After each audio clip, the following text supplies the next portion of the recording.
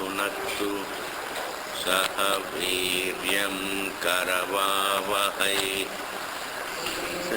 On नहीं है। श्रावहै। ओम शांति शांति शांति।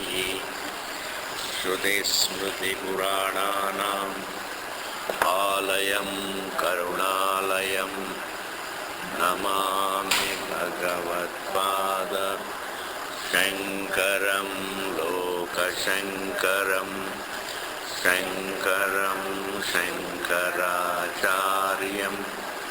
केशवं बादरायणं सूत्रभाष्यकृतौ वन्दे भगवन्तौ पुनः पुनः। नहीं है? थोड़ा वॉल्यूम थोड़ा वॉल्यूम कीजिए और थोड़ा make it little more. Is it all right? Is it all right now? Thank you. Hey Bhagavan.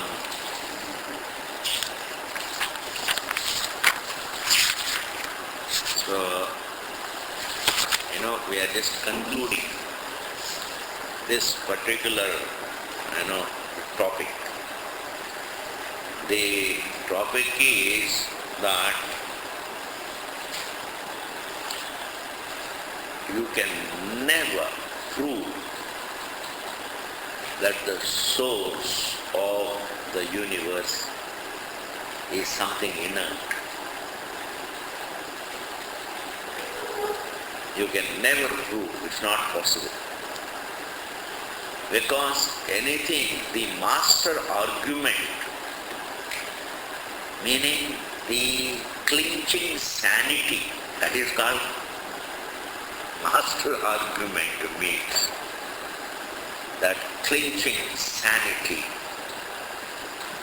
is that anything inert has to be a part of creation. Can't be the source of creation. Anything inert has to present itself to me as an object. You can't think of something inert, incapable of presenting itself to my thought. To be inert means to be an object of thought. That it is an object of thought. That it is an object of thought. To be an object of thought is what is called to be inert. There is no other definition of being inert. To be an object of thought. And anything that is an object of thought has to be a part of creation. Can't be the source. Can't be the source. And a part of an object cannot be the source of, part of the creation. Just a part of creation can't be the source of the whole creation. Therefore, the source of the creation, a thinking man is compelled to see the truth that the source of the universe can never be inert. It has to be the opposite of the inert, the consciousness. Consciousness alone can be the source of the creation. And consciousness is again not something other than the one who is conscious of. Is it? Like, an object can present itself as an object of my thought. Whereas consciousness cannot present itself as an object of my thought. If it presented, supposing consciousness presented presented itself as an object of thought, then it would be inert, not consciousness. Then they would belong to the same category.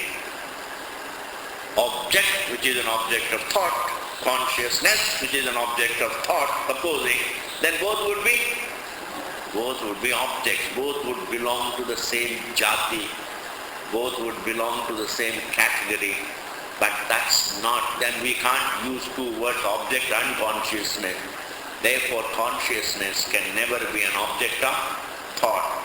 It is the subject of thought. The one who thinks the thought is conscious. The one who entertains thought is consciousness. The one who thinks the thought is conscious, and the one who is aware of even the negation of thought is conscious, because thought has beginning and end, and there is someone who thinks the thought and sees its beginning, and who doesn't think the thought and also sees the end of the thought. And that great, unmissable, indispensable, unnegatable, eternal, witnessing being is the conscious being. And that conscious being is what Vedanta unfolds as the stuff of all that you see. And therefore, in no way can we really prove that something inert can be the source of the universe. Forget about it. Sankhya school says, and them say, who says what? Who cares in this world? Who says what? Who cares? You should be, that's called strength. Who says what? Who cares? Is it correct? If it is correct, I respect it. If it is incorrect, let the whole world follow it. Who bothers? Everybody drinks Swami Jayani. Who cares who drinks? Drinking is bad, let me leave it. Let me not touch it. At least one should know exactly, this is, supposing somebody says God is in heaven. Everybody says God is in heaven. But as a thinking person, you should not live life. An ordinary person, interested only in little working. Education should make us reflective. Not education need not qualify us for a job. Education need not merely qualify us for a job. That can never be the definition of education. Vidya can never be defined as something that can qualify you to make money. Because even without Vidya, in fact the people who are less educated are making more money in Delhi. Least educated, most money. Uneducated, billionaires. Understand, Therefore, in order to make money, you don't have to have education to make money. That is the grossest thing. Again, just to do something and make it. Tell a few lies, you can make money. Tell a few lies. What is that? Therefore, education by definition, education is something that should make me reflective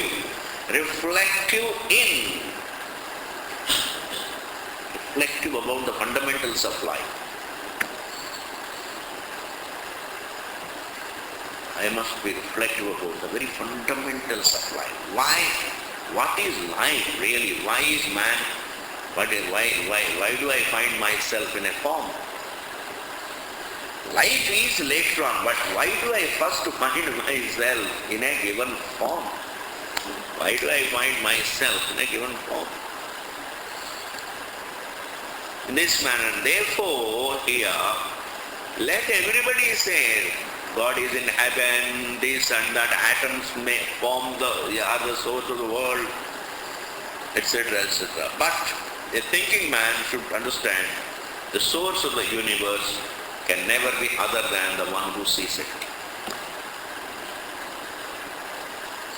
Like the source of the dream can never be other than the one who dreams it. The source of the dream can never be the source of the dream.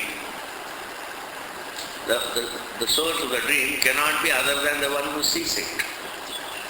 The one who dreams it alone sees it. The dreamer of the dream and the seer of the dream are not two. The thinker of the thought and the seer of the thought are not two. The dreamer of the dream and the seer of the dream are one and the same really. The identity of being the dreamer. Now listen to this sentence. This you have to listen. If you miss one word, you have missed the whole thing. The identity of being the dreamer is gone when the dream is gone. But the identity of being the seer cannot go. The identity of being the seer is never gone because being conscious. Because I was conscious of the dream that I dreamt. I am again now conscious of the fact that the dream is gone. Therefore, when the dream is gone, my identity that I am a dreamer is gone. When the dream is gone, my identity as the dreamer is gone. But my identity that I am a seer is not gone. Therefore, dreamerness is the creation along with the dream. But seerness is not a creation, that is our actuality.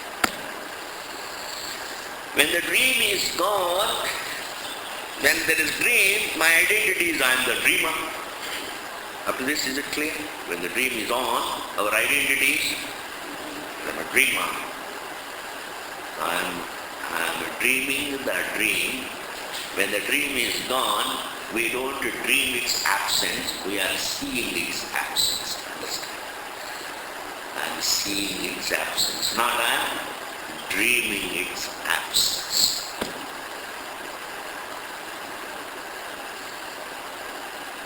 Presence of a form is dreamt. Absence of the form is seen, is not dreamt.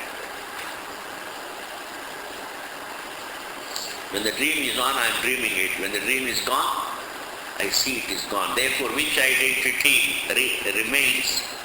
Seerness. Seerness is drashtritvam. Seerness is the truth. Seerness means understand that seerness, the identity of being a seer is not dependent on the eyes.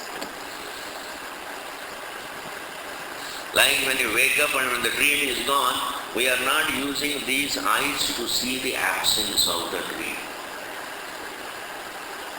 We are not seeing these eyes to see the absence of the dream. But the absence of the dream is the same, is known.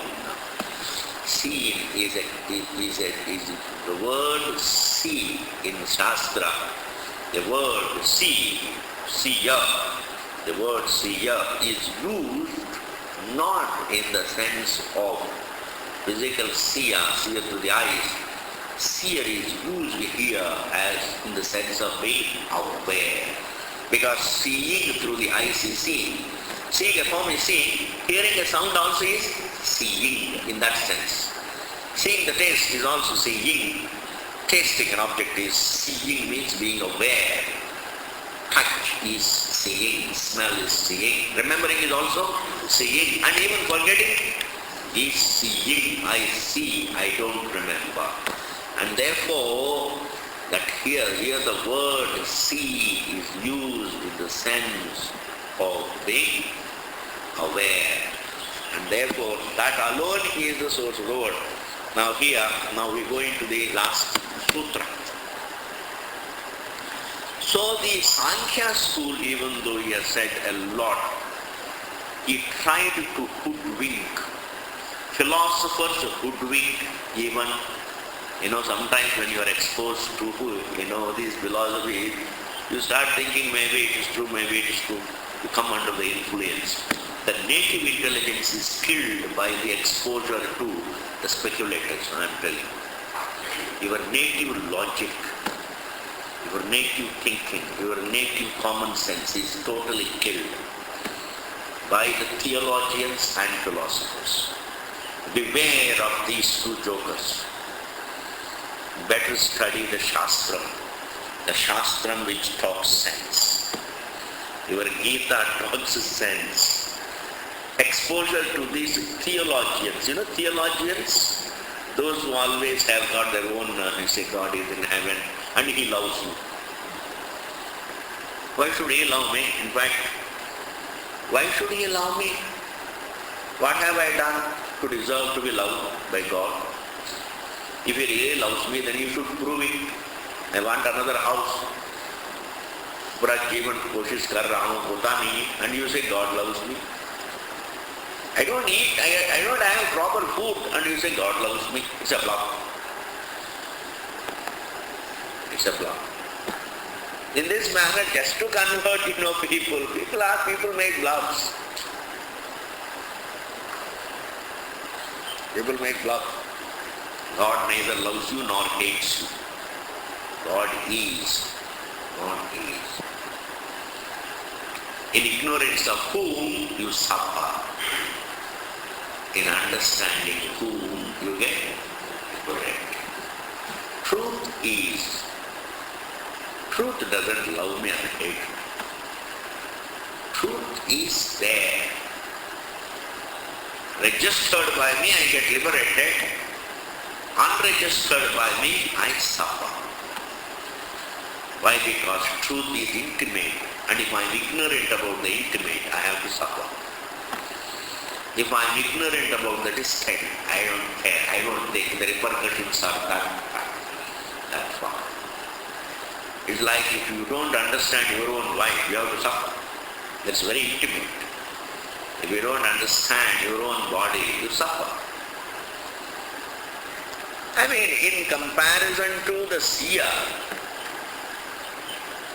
my own existence is the most intimate. The most intimate is not even the right term. Intimate. One's own existence is most intimate. And what is most intimate? If I am ignorant of it, definitely I have to suffer. I have no choice. To be ignorant of the most intimate. You see?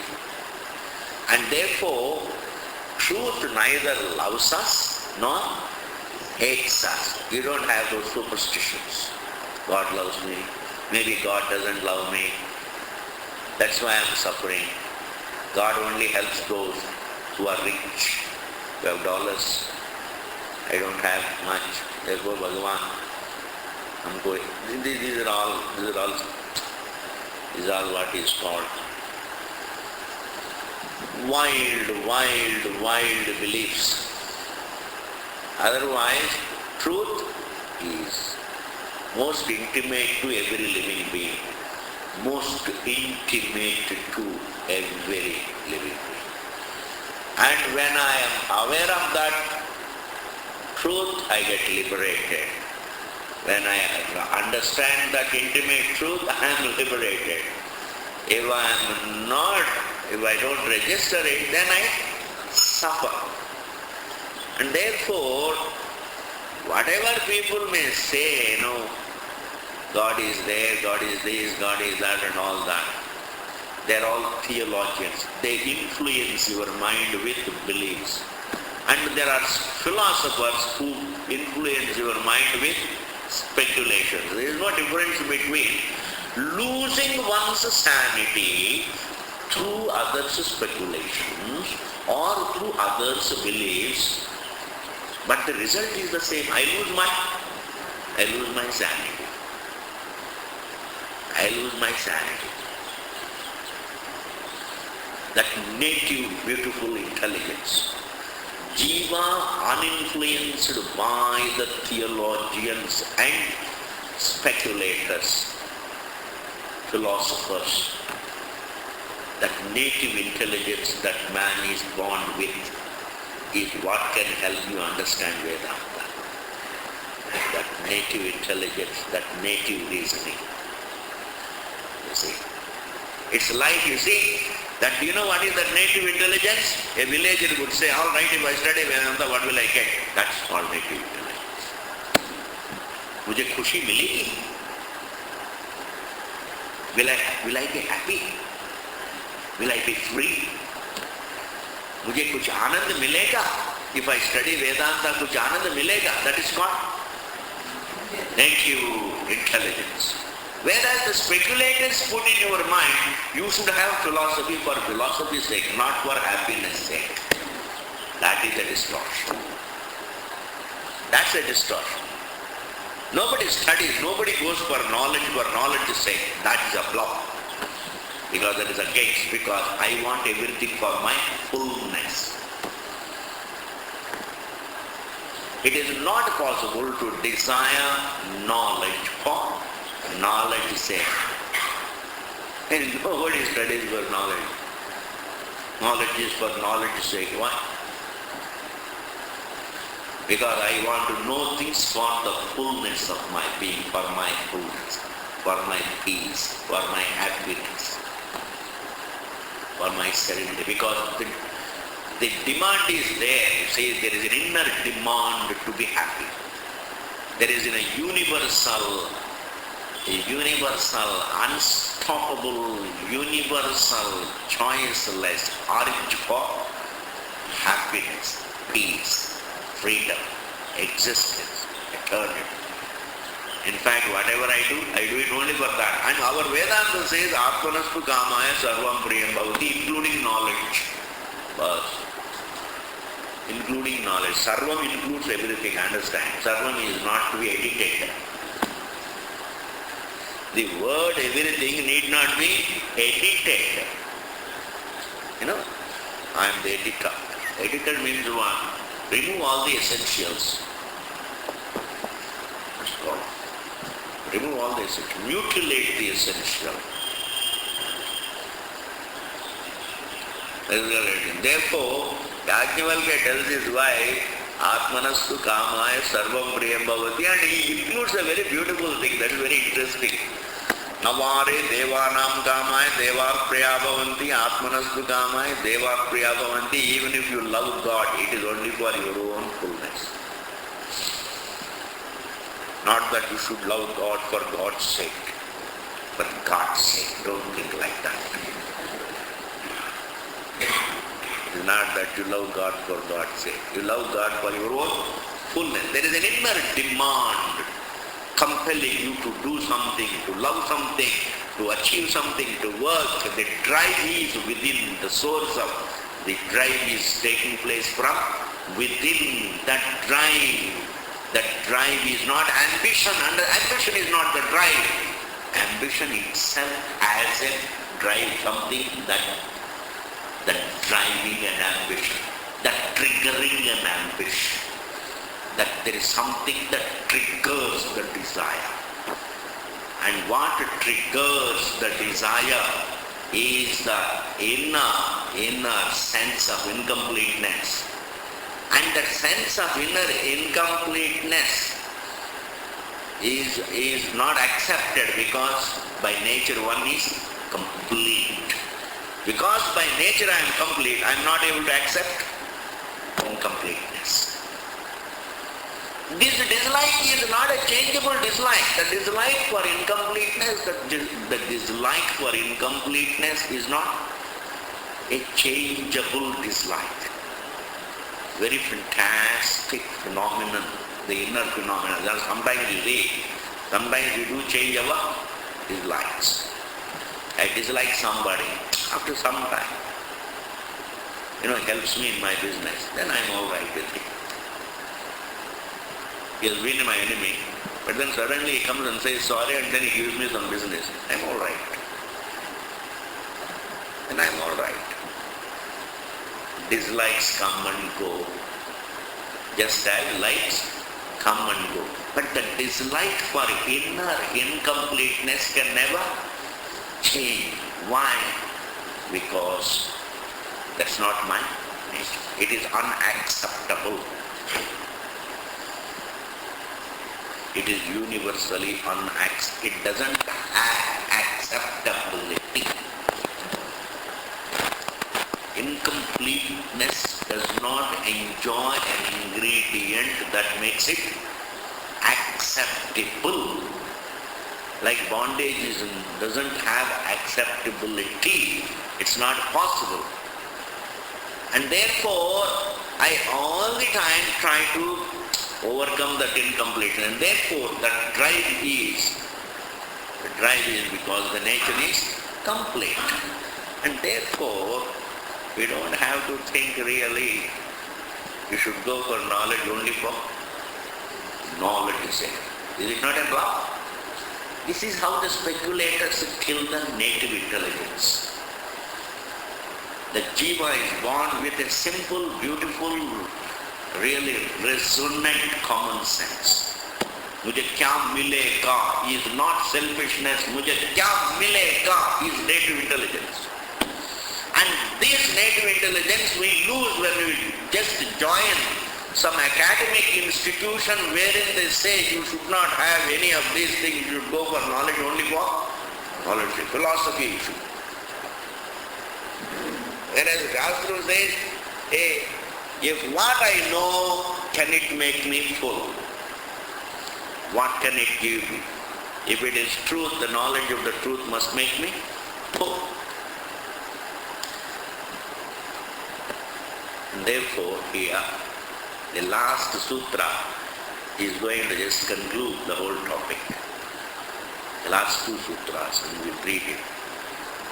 Gati Samanya. We just started in the previous class. Gati means avagati. Avagati means the vision of the Upanishads, the vision of what they want to convey.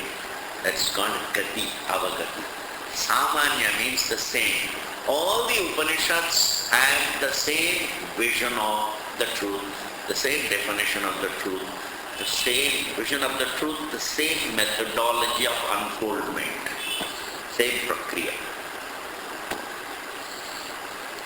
Bhagavan Shankaracharya, just as he proceeds, he is going to come up, to say something very nice. He says, whenever you use the eyes, they only show you the form. Now, not that the eyes will show you now the form, now the sound. It's not that really the eyes show you now the form, now the sound, now the taste, now the touch, now the smell. This is what is called self-contradiction. Clear? But whenever you use the eyes, they have only one job. They don't contradict themselves. Every time you use them, they want to show you the form. That gives them the status of being valid means of knowledge of the form, called Brahma. The eyes become Brahma. Bhashyakara uses this example just to tell in the same manner. Whether you study this Upanishad, that Upanishad, this Vakya, that Vakya, the entire Veda has the same vision. You touch any part of it, it comes up with the same vision, the vision of the aparoksham, the subject being the truth, and everything else being an appearance. And life itself is a perception, an appearance in the truth. Therefore, the vision that there is only one being, there is no second to the being, there is no second truth, there is neither second truth nor second to the truth. There is only the truth, this vision, and that happens to be Chetanam, not Jadam. This is exactly what the Bhashyakara is going to say. That means just as the eyes don't contradict themselves, ears don't contradict themselves, just as a pramana doesn't contradict itself, Similarly, Shabda Pramanam also doesn't contradict itself. This non-self-contradicting nature of the Vedanta Pramanam is called Gati Samanya. Otherwise we call Samanvaya. We saw that particular sutra, the fourth sutra, Samanvaya. Samanvaya means what? All the Vakyas in Vedanta have the same vision. Now, this is written, this Gati Samanyati is a sutra written by Veda Vyasa. Sutra is written by Veda Vyasa. Commented upon it by Shankaracharya. This is called, one is Sutra. That is why Veda Vyasa is called Sutrakaraha. Sutrakaraha means jo sutra ko karne wala. Kara means karne wala. Karne wala. Sutrakaraha. And the one who has done Shankaracharya is called Bhashyakaraha. He has written the Bhashya. So now Bhashyakara says, this is how we use the language. Sutrakara. We don't take the name of Veda Vyasa. Now Veda Vyasa says so. Either name. Say now, Sutrakara says so. We don't say Shankaracharya, we say Bhashyakara says so. Yadi, now see how he is arguing. Yadi, if in case, Tarkika Samaye Iva, as in the case of the books written by the logicians, the Indian speculators. These Indian speculators are called these darshanas, Sankhya, Nyaya, Vaiseshika, these are all called these Indian speculators. They imagine this, that. And the books written by their founders are called Tarkika Samaya. Tarkika means logician. Samaya means their literature, their book. Tarkika Grantha is called Tarkika Samaya. Samaye means in that Grantha. In the case of, as in the case of the literature written by these logicians. Tarkika Samaye Iva. जैसे तार्किक की literature में वेदांतेषु अपि in Upanishads also यदि if कारणवगतिः अभविष्यत् भिन्ना कारण avagatiः अभविष्यत् भिन्ना means divided कारणवगतिः means the vision of the source. In the literature written by, in the books written by the various founders of these various schools, they don't have a unanimous vision about the source, they have a divided views. This divided views, Sankhya, the logician, the followers of Sankhya school hold the view that inert is the source. And the followers of Vaiseshika hold the view that the atoms are the source of the world, and somebody else says it's accidental. Charvaka says accidental. It is just an accident. It is just an accident. In this manner, bhinna, karana, avagati. Look at these words. Bhinna, alag, karana, the source. Avagati means vision. These people they don't all have the same vision. They say each one says something. Is prakari yati Vedanteshu api, even in Vedantas and Upanishads, abhavishyat is a conditional clause. Agar hota. Abhavishyat, in English we say, had it been so. Had there been a difference of opinion in the Upanishads as it is there in the literature of the logicians, had there been a difference of opinion in the Upanishads as it is there in the literature written by the logicians, and he now describes how are those different views in the literature.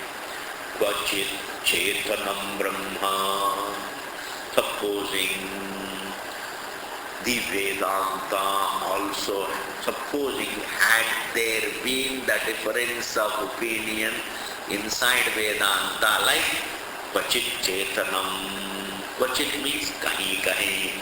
Somewhere Vedanta says the consciousness is the source of the universe. Brahma, the conscious, supposing had Vedanta said that the unlimited Brahman, the conscious Brahman is the source, had Vedanta said that Brahman is the source at one place, Ikshatyadhikaranam Kvachit Achetanam, and had Vedanta said that Brahman at one place, if it had said at one place that Brahman is the source, at another place as Jadam, the inert, Kvachit Achetanam, Pradhanam Kvachit Anyadeva iti. And supposing it had said Brahman at one place, Pradhanam at another place, something else at another place. Now three stands he has taken. अगर वेदांत कहता कहीं कहीं अगर कहता कि ब्रह्मन जगत कारण है और कहीं कहीं कहता कि जड़ जगत कारण है और कहीं कहता और कुछ, that means what? If Vedanta also had the difference of opinion within itself, at some place saying Brahman is jagat karanam, at another place saying the jadam, the inert, the pradhanam is jagat karanam, or some other place saying it is accidental, or some other place saying it has no source, it is all shunya. Like this, had it really had its own different views about the source in Vedanta, then we would have been perfectly justified. Says, Kvachit Anyadeveti tataha, then kadachit pradhana karanavada anurodhenapi ikshatyadi shravanam akalpaishyat. Up to that the meaning is, then we would have been justified to interpret even the statements that the source saw uncreated. We would have been justified to interpret even the statements that the source saw uncreated in the sense of pradhanam, by making the seeing as figurative, not literal. We would have been justified. But Vedanta does not differ in its declaration of what the source is. And that is why it says, Natu etadasti bhashikara se, ye to आएगी. अगर ये होता तो ऐसा हो जाता, लेकिन ऐसा नहीं है. If Vedanta had problems within itself of saying Brahman as Jagat Karma at one place, Pradhanam as Jagat Karma at another place, and something else at another place, then we would have been justified to interpret even the statements like the source, even consciousness could have been interpreted in the sense of inertness. Because there are a lot of statements which can be interpreted as figurative. Like you see, this tree wants to fall. Kulam pipatishati, vriksha pipatishati. The tree is, just shake it. Then you can say, oh, ye girna chahti hai. Ye girna chahti hai. We have this expression. A building girna chahti hai. Or this bank girna chahti hai. This is called figurative expression. We are attributing, ascribing want to the tree, though it is inert, but what can be attributed only to a sentient thing, to a conscious thing. But even though tree is not a conscious thing, but still figuratively we can say the tree wants to fall. In the same manner, maybe the source also, even though it is inert, when the time comes for that inert to become the word, maybe the Shruti says it wanted to create. Its sound wanted to create. In this manner, we could have interpreted a lot of Vedanta Vakyas in a figurative sense, and somehow or other also argued in favor of the inert being the source of the inert. We could have argued in favor of the inert being the source of the inert, but we can't argue in favor of the inert something being the source of the inert world. Why? Because in Vedanta we don't have any difference of opinion. There is a unanimous vision. Every Vakya is pointing to the same truth. It doesn't have multitude of topics. There is only one topic. Truth. Satyam is the truth of the whole Vedic literature. How this individual has to live and unfold to himself as the truth. That is called Vedic lifestyle. Like, a flower. Are you able to follow? What did I say? What did I say now? We didn't hear. A flower, a bud. It unfolds itself when you place it in. Where it can get proper air, proper sunlight, proper water, where it can realize, where it can unfold. In the same manner, Vedic literature is that atmosphere in which the jiva unfolds to its own, grows to discover its own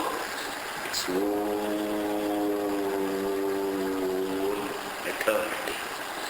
That's called Vedic atmosphere. It is not another lifestyle. It is not another lifestyle. It is not another lifestyle. It's not one of the lifestyles. The right is not like that. It is rope. Supposing you see the rope for a snake, that is one view. That is a stick, another view. That is a garland, another view. That is a cleavage, that is another view. But that is rope. Is not another view. Understand? That the rope being seen as rope is not another view. That is the vision, that is the correct knowledge. Then among the wrong views, you can say every wrong view is one of the views. The right view is not one of the many views. That is why Bhagavan says,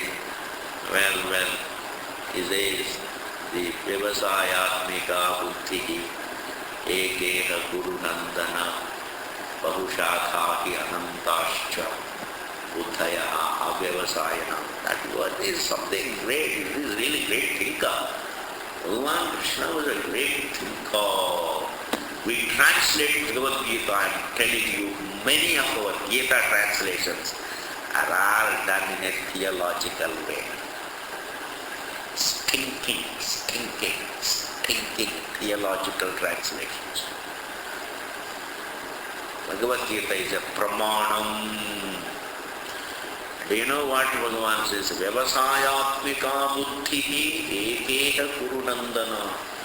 The right is not one of the paths.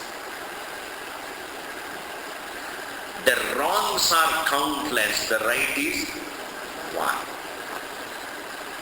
Vyavasayatmika buddhihi eka. Eka means ek hi hai. Bahushakaha anantascha. Countless, having divisions and subdivisions and subdivisions and endless are the wrongs. The right is one.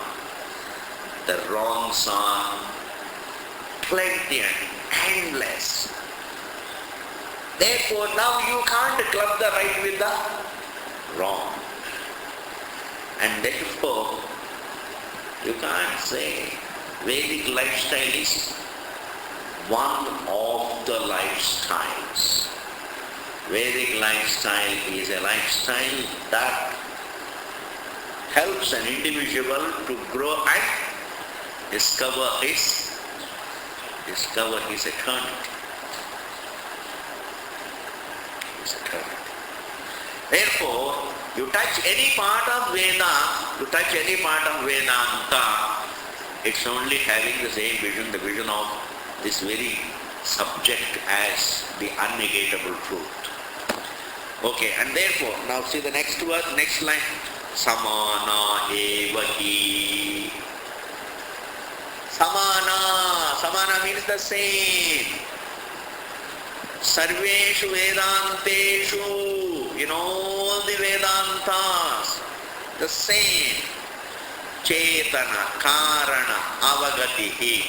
In all the Vedantas, there is the same vision that the Chetanam is the source of everything. Chetana, Karana, Avagatihi, Samana, you will say.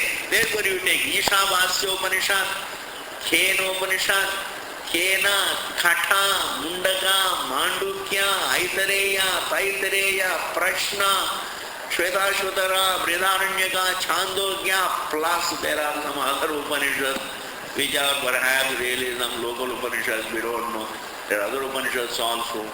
You take any part of Veda, the vision even behind Karma Kanda is this. That is the vision. It is not Vedanta, I am talking about the Veda.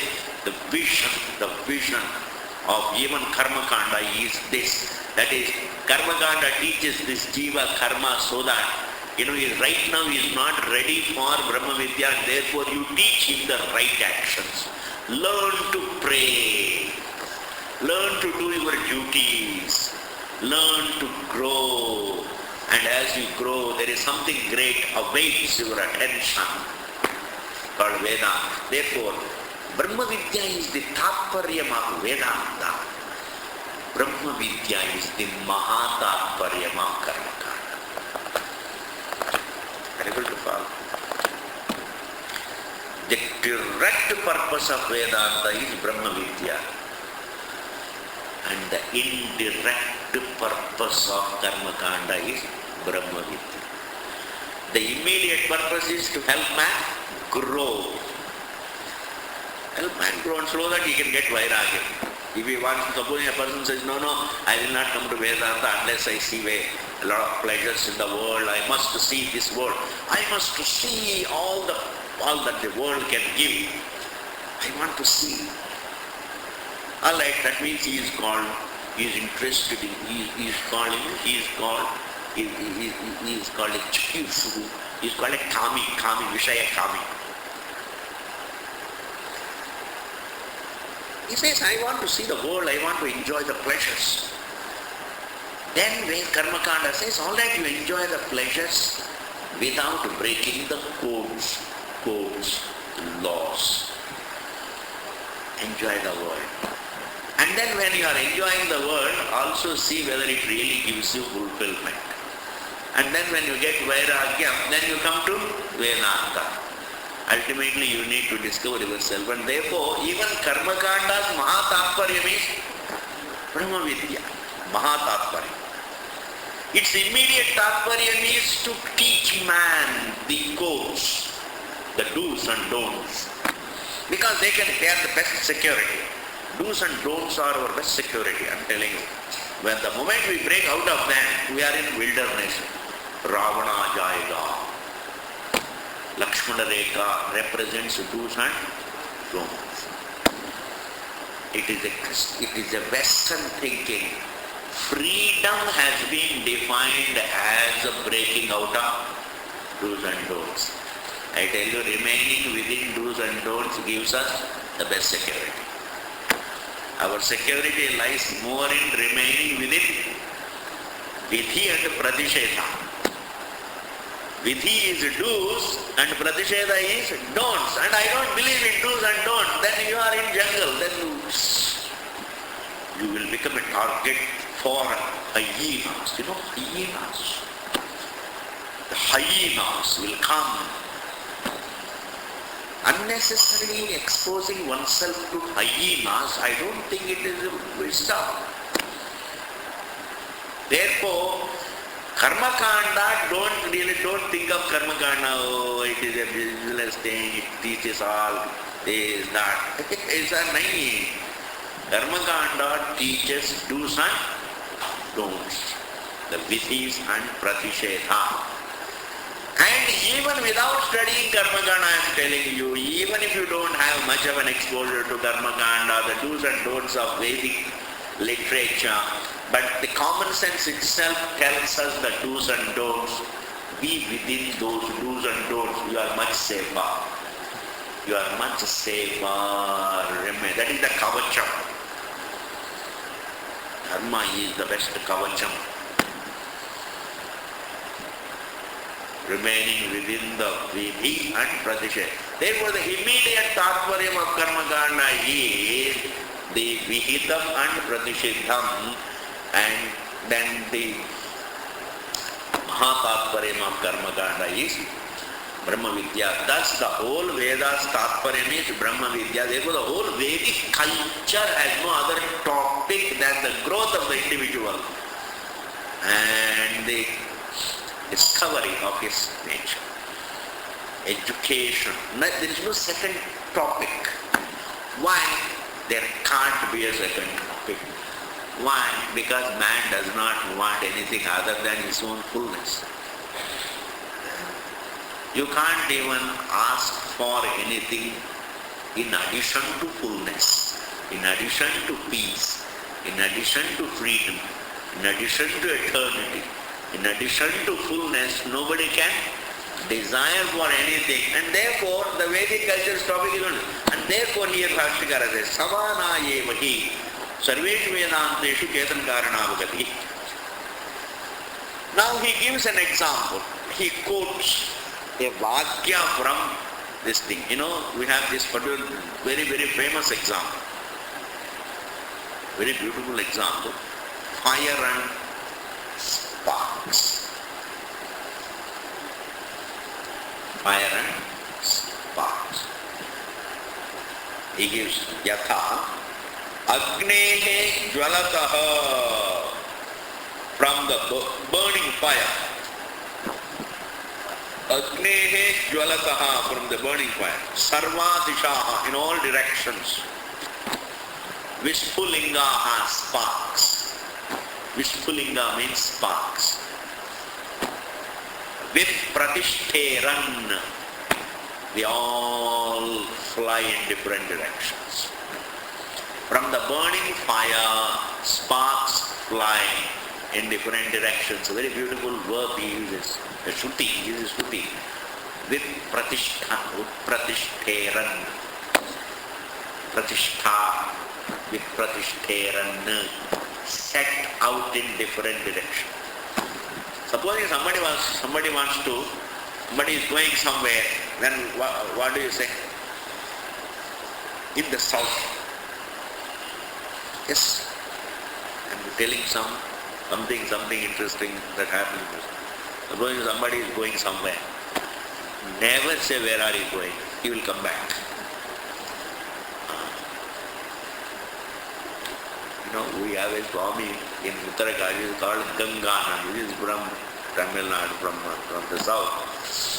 He came and one day told me, Swamiji, I wanted to go to see somebody. For the last 20 days I haven't been able to go. Why? जैसे निकलता हूँ कोई ना कोई आगे का स्वामी जी कहाँ जा रहे हैं? It's very difficult. That is why whenever he want to go out, he leaves at 5 o'clock in the morning. Therefore, never say where are you going. At best, you are allowed to ask only one simple thing. Prasthanam. Prasthanam. Prayanam. Prasthan. He will say. Don't say kaha. Prasthan. Prasthan. Interrogatively. Prasthan. Prasthan. Says yes. I say thoda ja raha. But he won't come back. That much is allowed. Comes from the same setting out is called stha, prastha, vipratishtharan, says, and the sparks from the burning fire set out in different directions. Vipratishtharan, evameva, in the same manner. The Shruti says, just as the sparks fly in different directions from the burning fire, this example is given not for just really to convey the method. That's not. The Tatparam is elsewhere. I'll explain. Vipratishtharan, don't conclude. Evameva, in the same manner, etasmad atmana, from this self. Etasmat is in Sanskrit, which can't be closer, that is becomes etat. Tat means that. Etat means this. It is a this that can never become that. Every this can also become a that from another angle. But the seer can never be a that from any angle you take. You can never convert the seer, the subject, as that. This means that this. Therefore, etasmad atmanaha, from this self, it is an aparoksham. Therefore, it is evameva etasmad atmanaha, from this self, sarve pranaha, all faculties, yatha ayathanam, at their own place, vipratishtante, are they set out.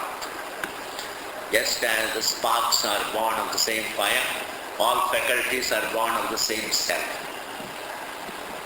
Pranebhyaha devaha, the faculties, and also devas, meaning the presiding deities. Devebhyaha lokaha, then the objects. The faculties, the laws, and the objects. Three things are there. Pranaha, the eyes.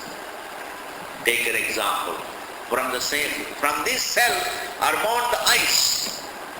The sun, this is called Devaha.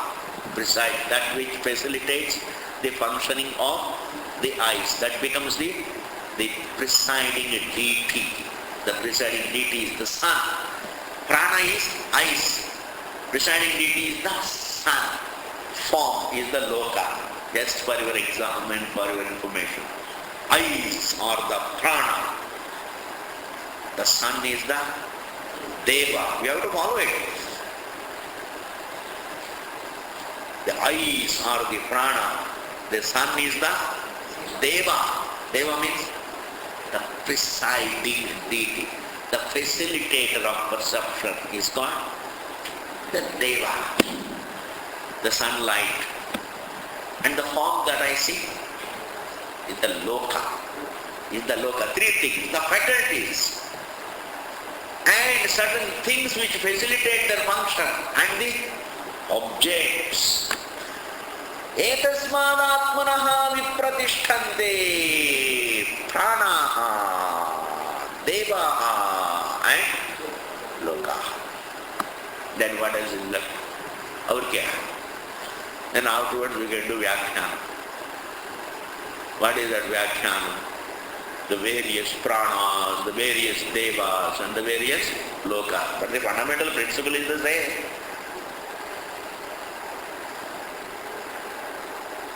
And you can go on saying, Devebhyaha lokaha iti. And here, there is a pratipatti krama. If you have patience to hear, another few minutes. Conditional to your having the further patience to hear, I would like to say that there is a pratipatti krama. What is the pratipatti krama? Presupposing the self is the creation of the faculties. Presupposing, not after, presupposing the creation of the faculties or the devas created. Presupposing the presence of the faculties and the devas is the creation of the lokas. Meaning, presupposition is from within. Presupposing the within is the without. That is the principle. Presupposing the subject is the object. Not presupposing the object is the subject. You know that presupposing means presupposing the within is the without.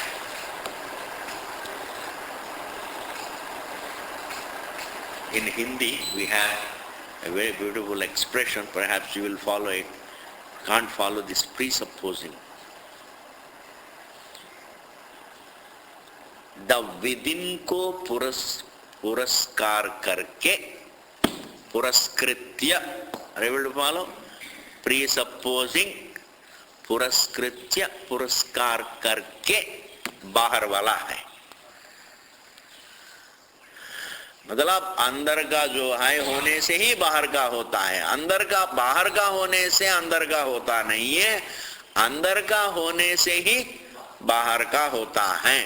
Dreamer होने से dream होता है, dream होने से dreamer नहीं होता है, dreamer होने से ड्रीम होता है. This is what is called presupposing. Presupposing the within, whatever it is. Presupposing the within is the without. Even in the creation, presupposing the faculties are the devas, presupposing the faculties and the devas are the lokas. Thus presupposing the subtler is the grosser, is what is called the pratipatti krama. Therefore in laya also it is the lokas unto the faculties, faculties unto the atma. Thus it is the without that has resolution unto the within. The object resolves unto the subject. I'll tell you the contradiction in it. Supposing you take it other way. No. That we go back, the subject goes back unto the elements, supposing. If the subject goes back unto the elements, then that should be my experience. Because ultimately what has to testify to any reality is my knowledge. Therefore, if I were to go back unto the elements, then I should be there to register that I have gone back to the elements. And if I am there really, if I am there registering that I have gone back to the elements, then I have not gone back to the elements. Then what I am registering is not my going back to the elements, I am registering my imagination that I am gone back to the elements. You see? I will be there just registering my imagination. Not possible. And therefore, resolution of the external to the internal is impossible because it is not in Anubhava. Therefore, the resolution, laya, is always of everything back unto the self. Therefore, if Atma is the source and Atma is the resolving point of the prana, of the deva, of the loka, then Atma is the Jagat Karanam and Atma is the Chetanam. Atma is not Jadam. Therefore, Chetanam is the Jagat Karanam, is what Vedanta declares, proclaims, unfolds. Thus he has given one Vakya. Bhashikara has quoted one Vakya to show this is how Vedanta directly says without needing to interpret. So now, example, just as even the sparks are limited, but by nature they are fire. By nature they are fire. In the same manner, well, all these faculties and gods and devas, the devas and the lokas, even though they look to be inert, but by nature their truth is Chaitanya. Even a spark by nature is fire. Similarly, even these faculties, etc., the whole creation, they all boil down to being Chaitanya. That objectifiedness is that objectifiability, that objectified identity of an object makes it inert. But the objectified is objectified within the unobjectifiable subject. Therefore, the truth of that object is the subject. It has to resolve into the subject. And therefore, thus, clearly the Shruti says that the Chaitanya is Jagat Karanam, and therefore there is no point in trying to prove that some Pradhanam, some Anumeyam is Jagat Karanam. And they also say, now it's over, now we'll continue it in the next class. They say, oh, okay, we don't mind hearing what you say, we will give you a sympathetic ear. But the thing is that Pradhanam, when will we come to know? You say Pradhanam is Jagat Karanam, but when we come to know? He says it is Nitya Anumeyam. Means what? For eternity it is a matter of inference. That's something, That's something. That's too bad. To say that Pradhanam is Jagat Karanam is bad. But that it is Nitya Anumeyam is too bad. That's too bad. It's like saying, God is there, but it's a matter of inference, but you can never see Him. God is there, but you can never know Him. That's too bad. It's too bad. It's bad thinking. Those who even preach, they're bad thinkers. They're bad. Bad means what? Insufferable. Where titiksha itself is impossible, that is called bad. Insufferable thinking. There is God, but you can never know Him. How did you come to know that there is God? How did you come to know if it can never be known? These are called insufferable thinking, insufferable thoughts, insufferable views, insufferable problems. But aisa nahi, Vedanta mein aisa nahi. He says it is already evident.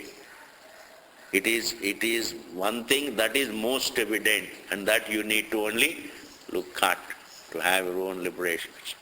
Continue it later. Om Purnamadaha Purnamidam Purnat Purnamudachyate Purnasya Purnamadaya Purnameva Vasishyate. Om Shanti Shanti Shanti. Hari Om, Hari Om, Hari Om.